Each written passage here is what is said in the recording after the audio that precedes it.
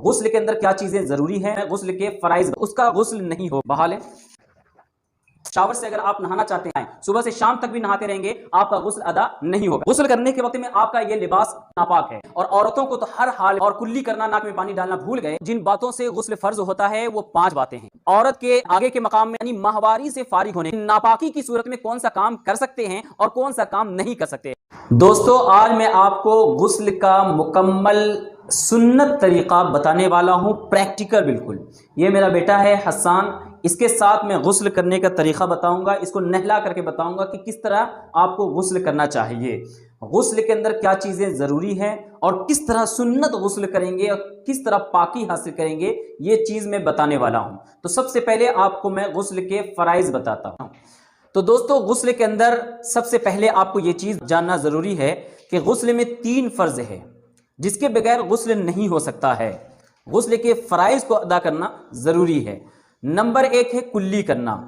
इतने अच्छे से कुल्ली करे कि मुंह के अंदर के हर हिस्से में पानी पहुंच जाए। अगर गोश्त वगैरह का रेशा अटका हुआ है दांतों में तो उसको निकाल लेना जरूरी है, या पान वगैरह का कोई हिस्सा रह गया है या सुपारी वगैरह का हिस्सा रह गया है तो उसको भी साफ कर लेना जरूरी है। और इस तरह कुल्ली करे कि मुंह के तमाम हिस्से में और दांतों के दरमियान से पानी गुजर जाए।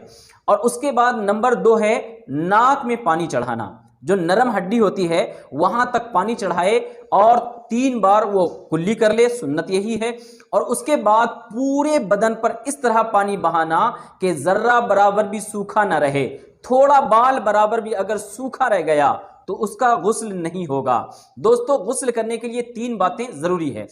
और सुन्नत तरीका यह है कि जब आप गुस्ल करने के लिए जाएं तो सबसे पहले इस्तिंजे के मकाम को धोएं। इस्तिंजा की जो जगह होती है उस जगह को अच्छे से धोएं। और उसके बाद आप नजासत जहां पर लगी है, इस्तिंजे के मकाम को तो नजासत लगी हो या ना लगी हो आपको धोना है।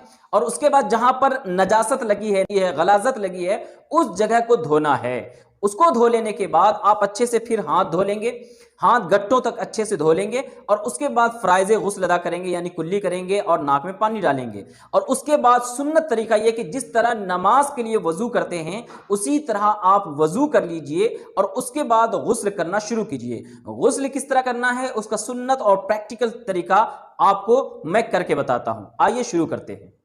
तो देखिए दोस्तों, ये आपने इस्तिंजे के मकाम को धो लिया, नजासत की जगह को धो लिया, फराइज और वाजिबात फराइज गुस्ल अदा कर लिया। तो आपको दाहिने कंधे पर 3 बार आपको यूं पानी बहाना है। खड़े हो जाओ, खड़े हो जाओ। देखिए 3 बार आपको दाहिने कंधे पे पानी बहाना है। इस तरह 1 हो गया, फिर 2 हो गया, आप अपने से बहा लेंगे। ये देखिए ये 3 बार हो गए। और उसके बाद 3 बार आपको बाएं कंधे पे पानी बहाना है। देखिए पूरे अच्छे से बहा लें। ये 3 बार हो गए। और उसके बाद 3 बार आपको सर पर पानी बहाना है अच्छे से, जिस्म को रगड़ते हुए। देखिए ये अच्छे से बहा लें पानी को। देखिए ये 3 बार हो गया है। उसके बाद क्या करें, आप जिस्म को जिस तरह तेल रगड़ते हैं उस तरह पूरे जिस्म को रगड़ें और पूरे जिस्म को अच्छे से साफ करें। कानों की जगह पे उंगली डालें, जहां पर के पानी कम पहुंचने का अंदेशा है उसको अच्छे से रगड़ें। दोनों कान के अंदर उंगलियां डाल के एकदम अच्छे से उसका खिलाल करें। और बगल वगैरह के अंदर देखिए उंगलियों के पोर में इस तरह हाथ डाल करके रगड़ें। अगर नाखून बड़े बड़े हैं तो इसमें पानी पहुंचाएं बाज़ाब्ता, इस तरह लेकर के इस तरह डालें और फिर रगड़ें। और उसके बाद जो है पूरे बदन को मालिश करने के बाद, हर जगह रगड़ने के बाद में आपको फिर से थोड़ा सा पानी इसके ऊपर डाल करके बहा देना है। देखिए इस तरह मुकम्मल तौर पर कि आपको इत्मीनान हो जाए कि जिस्म के हर हिस्से में से पानी बह गया है। उसके बाद आज के वक्त में जैसे साबुन वगैरह इस्तेमाल करते हैं, शैम्पू वगैरह इस्तेमाल करते हैं, तो यकीन हो जाता है कि यकीनन आपके जिस्म के हर हिस्से में पानी पहुंच चुका है। तो ये गुस्ल का तरीका है दोस्तों। नहाने से पहले ही आपको गुस्ल के फराइज अदा कर लेने हैं, वजू कर लेना है और उसके बाद जो है आपको नहाना है। तो कुल्ली एकदम अच्छे से ले लें पानी, आप इस तरह करें।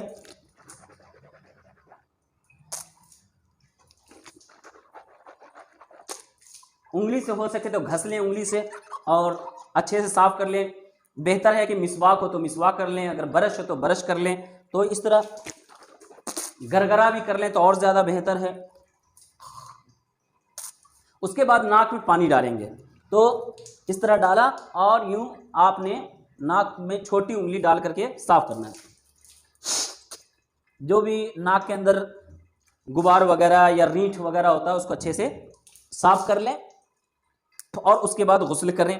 और यहाँ पे मैंने मग से और बाल्टी में जो पानी रखा होता है उससे नहाने का तरीका बताया है। बाकी अगर आप शावर से नहाना चाहते हैं, ये देखिए शावर है, शावर से अगर आप नहाना चाहते हैं तो इसमें हर हिस्सा खुद ब खुद जो है भीग जाता है। आपको यहाँ पे शावर चालू करके थोड़ी देर आपको खड़े रहना है, इससे हर हिस्से पे पानी पहुंच जाता है। ये दरिया में नहाने के, तालाब में नहाने की तरह है। लेकिन यह है कि अगर आप शावर में नहा रहे हैं तो बाज़ जगह ऐसा होगा जहां पे पानी नहीं पहुंचेगा, जैसे कान के नीचे है, कान के अंदर है ना, और बैठने की जगह पर जो जगह बच जाते हैं वहां पर। तो उसके लिए बेहतर यह कि शावर ऑन करके आप अच्छे से कान में पानी भी डाल लें। जैसे ये देखिए, अच्छे से कान वगैरह में पानी डाल लें और बैठ जाएं, थोड़ा देर खड़े हो जाएं, फिर है ना, इस तरह गुस्ल करें ताकि जिस्म के हर हिस्से में पानी पहुंच जाए। देखिए दोस्तों, गुस्ल के फ़राइज़ को अदा करना बहुत ही ज़्यादा ज़रूरी है। अगर आप फ़राइज़ गुस्ल अदा किए बगैर नहा रहे हैं तो फिर आपका गुस्ल नहीं होगा, चाहे जितना देर नहाएं, सुबह से शाम तक भी नहाते रहेंगे, आपका गुस्ल अदा नहीं होगा।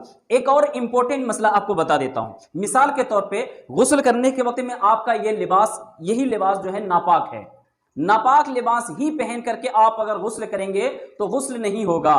इसके अलावा वो नापाक कपड़े में जो पानी गिरता है उसके बाद हाथ वगैरह में लग जाता है, फिर उसके छींटे पानी में चले जाते हैं, तो ऐसा कपड़ा पहन करके आप नहा रहे तो पहले तो आपका गुस्ल नहीं होगा, फिर उसके छींटे जहां जहां पड़ेंगे वो भी अदा नहीं होगा।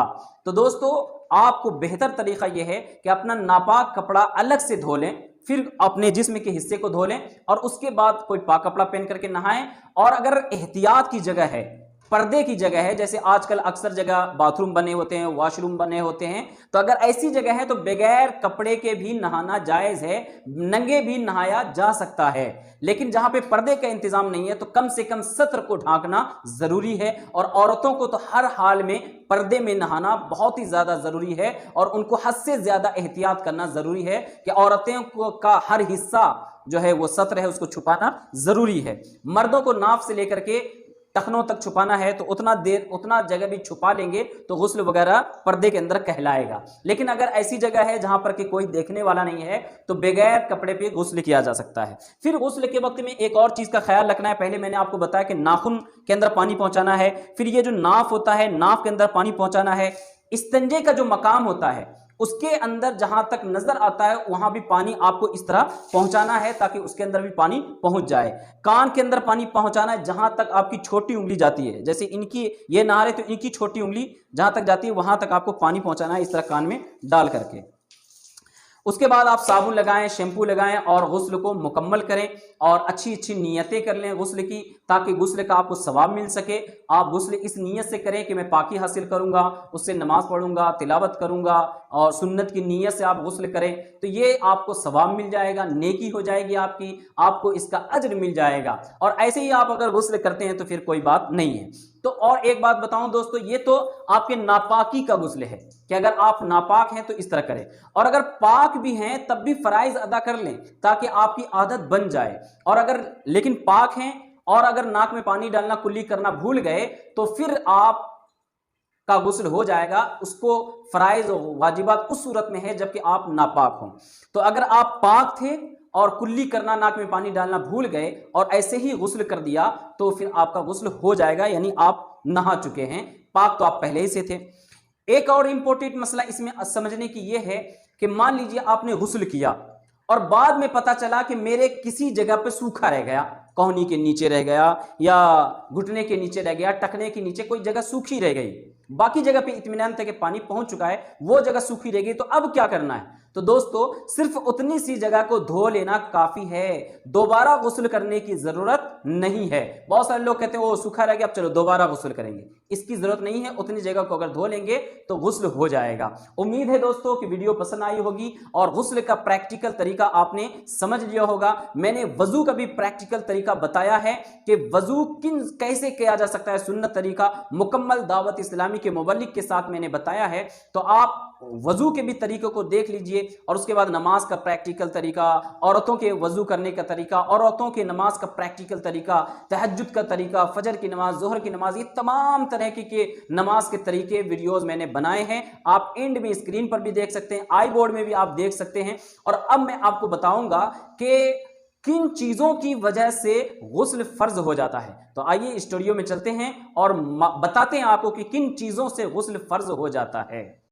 तो दोस्तों, जिन बातों से गुस्ल फर्ज होता है वो 5 बातें हैं, यानी 5 बातें अगर पाई जाएंगी तो फिर गुस्ल फर्ज हो जाएगा। वो 5 बातें क्या है? मनी का अपनी जगह से शहवत के साथ जुदा होना, जुदा होकर उज़्व से निकलना, यानी कि मनी निकले, शहवत के साथ निकले। अगर शहवत के साथ नहीं निकला है, ऐसे ही कूदने की वजह से या वजनदार चीज उठाने की वजह से अगर मनी निकल गया है तो फिर उसके ऊपर गुस्ल फर्ज नहीं होगा, बल्कि उसका वजू टूट जाएगा, वजू करना उसके लिए जरूरी हो जाएगा। तो नंबर 1, मनी का अपनी जगह से शहवत के साथ निकलने की वजह से गुस्ल फर्ज हो जाता है। और नंबर 2, एहतिलाम, यानी सोने के वक्त में, सोते वक्त अगर मनी निकल गया तो ख्वाब की बुनियाद पे हो या बगैर ख्वाब के हो, अगर मनी निकल गया तो फिर उसके ऊपर भी गुस्ल करना वाजिब हो जा फर्ज हो जाएगा। और नंबर 3, शर्मगाह में हशफा का दाखिल हो जाना, यानी मर्द का जहां तक खतना हुआ होता है उस चीज का औरत के आगे के मकाम में या दाखिल हो जाना, इसकी वजह से गुस्ल जो है फर्ज हो जाता है। अब उस सूरत में इंजाल हो या ना हो, दोनों सूरत में गुस्ल फर्ज हो जाता है, यानी उसका एहतलाम हुआ हो या ना हुआ हो, उसको गुस्ल करना फर्ज है। और नंबर 4 है हैज, यानी माहवारी से फारिग होने के बाद, औरतों के जो अय्याम होते हैं नापाकी के, उन नापाकी के अय्याम के गुजरने के बाद, माहवारी खत्म होने के बाद गुस्ल करना औरतों पर फर्ज है। और नंबर 5 है निफास, यानी बच्चे की पैदाइश के बाद जो खून आता है, उस खून के खत्म होने के बाद, उसकी अय्याम मुद्दत पूरी होने के बाद भी औरतों के ऊपर गुस्ल करना फर्ज है। तो दोस्तों, ये 5 वजह थी जिसकी वजह से गुस्ल करना फर्ज हो जाया करता है। इसके अलावा जो वजूहात होते हैं उसकी वजह से गुस्ल करना फर्ज नहीं होता है, या तो वो सुन्नत है या मुस्तहब है उस सूरत में गुस्ल करना। अब मैं एक और बात बहुत ही ज्यादा जरूरी बता देता हूं कि नापाकी की सूरत में कौन सा काम कर सकते हैं और कौन सा काम नहीं कर सकते हैं, क्योंकि इसमें भी बहुत सारे लोग कंफ्यूज होते हैं कि हम नापाक हैं तो कौन सा काम कर सकते हैं, कौन सा काम नहीं कर सकते हैं। मुख्तसरन आपको यह भी बता देता हूं। जिसको नहाने की जरूरत हो उसको मस्जिद में जाना और तवाफ करना, कुरान मजीद छूना, अगरचे उसका सादा हाशिया ही या जिल्द ही क्यों ना हो, उसको छूना जायज नहीं है। बेछुए हुए देख करके पढ़ना या जबानी पढ़ना यह भी जायज नहीं है, यानी मस्जिद में भी नहीं जा सकता है, तवाफ नहीं कर सकता है, कुरान को नहीं छू सकता है, कुरान को मुंह जबानी नहीं पढ़ सकता है, कुरान को देख करके नहीं पढ़ सकता है, यानी बगैर छुए हुए कुरान को नहीं पढ़ सकता है। किसी आयत का लिखना या अंगूठी छूना या पहनना जिस पे हुरूफे मुक़त्तआत लिखे हुए हो या कुरान की आयत लिखी हुई हो, ऐसी को छूना या पहनना या लिखना हराम है। अगर कुरान शरीफ जुज़दान में हो, जुज़दान के अंदर लपेटे हुए हो, या रुमाल वगैरह या कपड़े में, किसी अलग कपड़े में लिपटा हुआ हो, तो हाथ लगाने में हरज नहीं है। अलग कपड़े में अगर लिपटा हुआ है तो हाथ लगाने में कोई हरज नहीं है। कुरान शरीफ की आयत कुरान की नीयत से ना पढ़े, है ना, जैसे कि बिस्मिल्लाहिर्रहमानिर्रहीम किसी ने पढ़ लिया खाना बनाने के वक्त में, खाना खाने के वक्त में, या किसी अच्छे काम के शुरू करने के वक्त में जो बिस्मिल्लाह पढ़ते हैं, अगर ये तिलावत की नीयत से ना हो तो जायज़ है। और अगर जैसे कोई चीज़ मिलता है तो बोलते हैं अल्हम्दुलिल्लाह, खाना खाने के बाद अल्हम्दुलिल्लाह, तो ये तिलावत की नीयत नहीं होती, ये दुआ की नीयत होती है, तो ये जायज़ होता है। तिलावत की नीयत से पढ़ना जायज़ नहीं है। इसी तरह इन्ना लिल्लाहि व इन्ना इलैहि राजिऊन पढ़ना, इसमें भी कोई हरज नहीं है। कुरान पढ़ने की नीयत से ना हो, यानी कि तिलावत की नीयत ना हो तो फिर जायज़ है, वरना तो कुरान की तिलावत से नाजायज़ और हराम है।